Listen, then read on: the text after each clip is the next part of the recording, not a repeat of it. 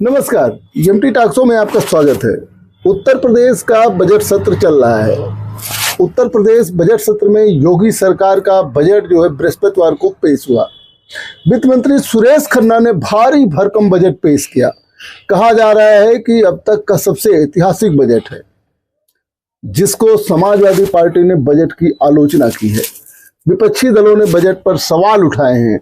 विपक्षी दलों ने भाजपा की तमाम योजनाओं पर सवाल उठाए हैं और सरकार पर अंगुली खड़ी किए हैं। लेकिन सबसे पहले हम लोग ये जानेंगे कि उत्तर प्रदेश सरकार का बजट क्या है, क्या नई योजनाएं शुरू हुई हैं और उस पर समाजवादी पार्टी और विपक्ष ने क्या जो है आघात किए हैं, क्या सवाल उठाए हैं जो उत्तर प्रदेश की सरकार नहीं कर पाई है इस बजट में। तो शुरू करते हैं। गुरुवार को वित्त मंत्री सुरेश खन्ना ने उत्तर प्रदेश का बजट पेश किया।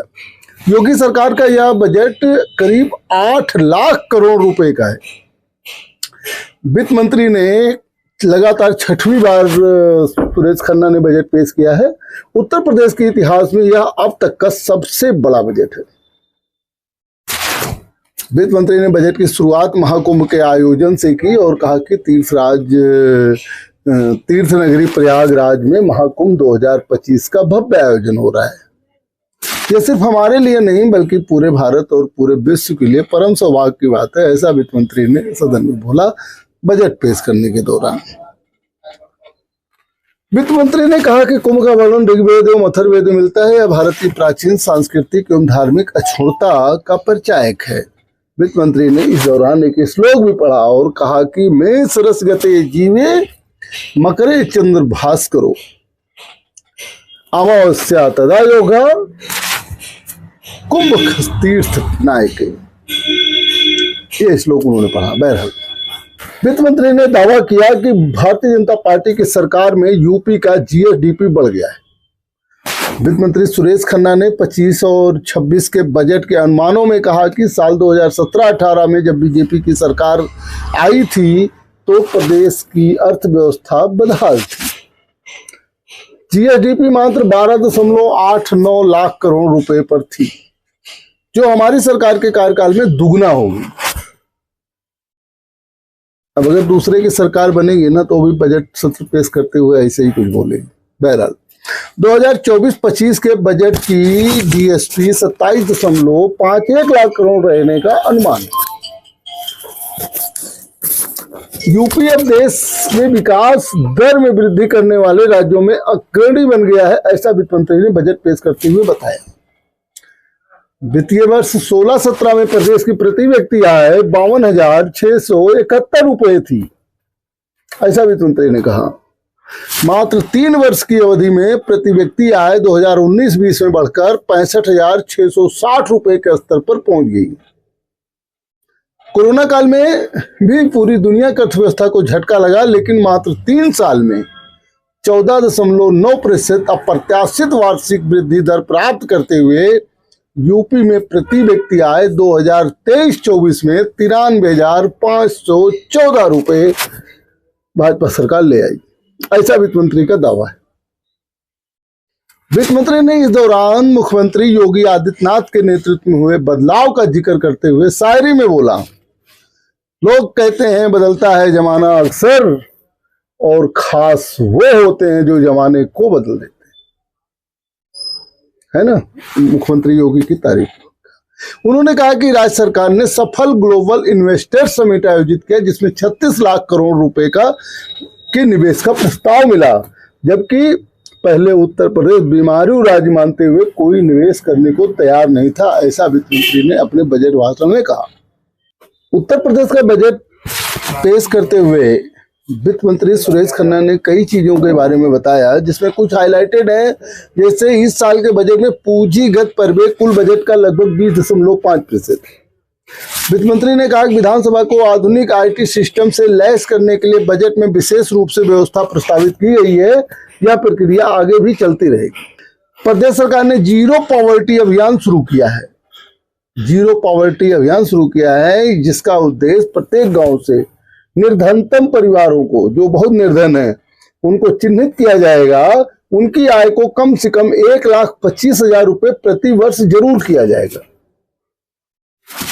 जीरो पॉवर्टी अभियान, कोई गरीब ना रहे, इसके लिए अभियान शुरू किया गया है। प्रत्येक गांव में चिन्हित किया जाएगा और उनकी सालाना आय जो है वो कम से कम 1,25,000 रुपये यानी 1.25 लाख रुपए जरूर किया जाएगा। वित्त मंत्री ने कहा कि प्रदेश सरकार ने राज्य को एक मुख्य निवेश केंद्र के रूप में स्थापित करने के लिए कई नीतियां बनाई हैं और कई कारोबार सुधार किए हैं। सुरेश खन्ना ने कहा कि सामाजिक सुरक्षा योजनाओं के लिए 4% बजट का आवंटन है और हम आपको बता दें शिक्षा के लिए जो है बजट 13% आवंटित है। उत्तर प्रदेश का 13% बजट शिक्षा के लिए आवंटित है। रोजगार सृजन के लिए मनरेगा, कौशल विकास मिशन, युवा उद्यमी विकास अभियान आदि के लिए विशेष प्रावधान बजट में किए गए हैं। स्वास्थ्य सेवाओं पर बजट में 6% का प्रावधान। उत्तर प्रदेश सरकार ने 6% बजट जो है वो स्वास्थ्य सेवाओं के लिए दिया, जिसमें आयुष्मान भारत योजना, प्राथमिक स्वास्थ्य केंद्रों का उन्नयन आदि शामिल है। किसानों को आर्थिक सहायता, फसल बीमा, सोलर पंप योजना, गन्ना मूल्य भुगतान इत्यादि के लिए 11% बजट आवंटित है। शिक्षा के लिए 13%, जिसमें ICT लैब, स्मार्ट क्लासेज, पॉलिटेक्निकों में डिजिटल लाइब्रेरी आदि बनाने की योजना है। फिर भी 13% बजट, स्वास्थ्य के लिए 6% बजट और किसानों के लिए 11% बजट और सामाजिक सुरक्षा के लिए 4% बजट का अलॉटमेंट उत्तर प्रदेश सरकार ने किया है। ये एक योजना और चलाई है उत्तर प्रदेश सरकार ने। वित्त मंत्री ने जो है सुरेश खन्ना ने कॉलेज जाने वाली छात्राओं के लिए बड़ा ऐलान किया। उन्होंने बजट भाषण के दौरान बताया कि सरकार ने कॉलेज जाने वाली छात्राओं को स्कूटी देने के लिए 400 करोड़ खर्च करने का फैसला किया। ये खर्च रानी लक्ष्मीबाई स्कूटी योजना के तहत दिया जाएगा। उत्तर प्रदेश सरकार अल्पसंख्यक छात्रों के लिए भी किया है। अल्पसंख्यक समुदाय के छात्र छात्राओं को पूर्व दसम एवं दसमोत्तर छात्रवृत्ति योजना के अंतर्गत 365 करोड़ रुपए की व्यवस्था की गई है। अल्पसंख्यक समुदाय के विकास एवं उत्थान हेतु वित्तीय वर्ष 2025-26 में 1998 करोड़ रुपए की बजट की व्यवस्था प्रस्तावित है।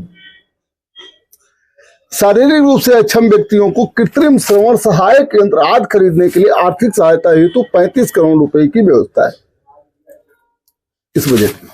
पिछड़े वर्ग के बेरोजगार युवक एवं युवतियों को कंप्यूटर प्रशिक्षण दिलाए जाने हेतु 35 करोड़ रुपए की व्यवस्था प्रस्तावित है।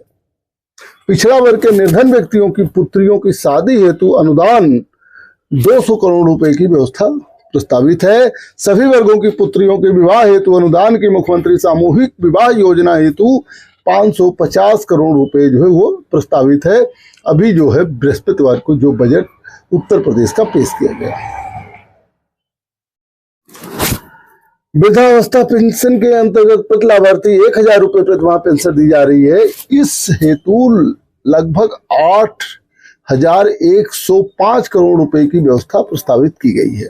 कोविड के दौरान जिन बच्चों ने अपने माता पिता को खोया, उनकी देखभाल और वित्तीय सहायता हेतु संचालित उत्तर प्रदेश मुख्यमंत्री बाल सेवा योजना के लिए 252 करोड़ रुपए की भी व्यवस्था वित्त मंत्री ने की है।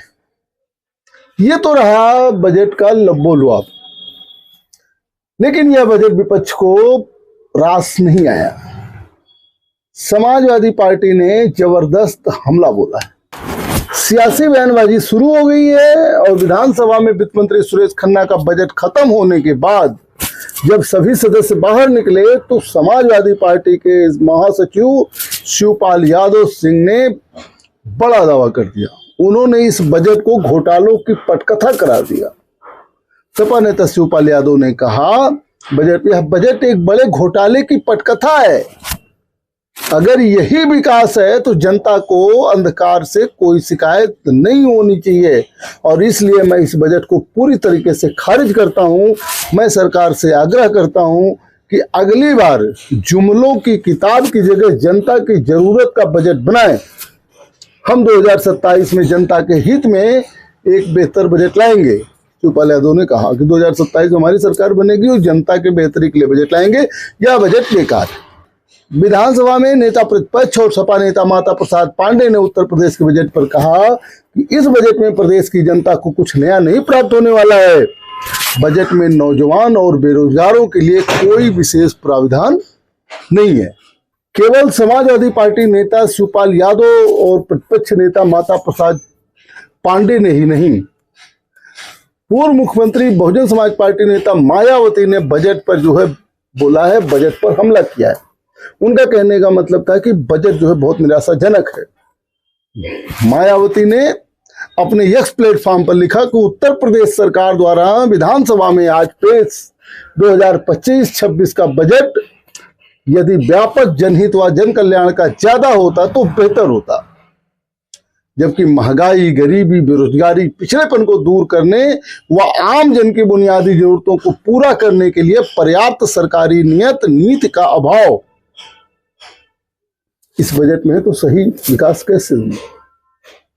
मायावती ने आगे लिखा अपने दूसरे ट्वीट में, कुल मिलाकर यूपी भाजपा सरकार का बजट फिर पेट भरे मध्यम वर्ग के तुष्टिकरण वाला है, जबकि सरकारों की असली चिंता व संवैधानिक दायित्व करोड़ों परिवारों की दरिद्रता को दूर करके सुख चैन पहुंचाने वाला सर्वजन हिताय व सर्वजन सुखाय के उद्देश्य की पूर्ति का होना चाहिए।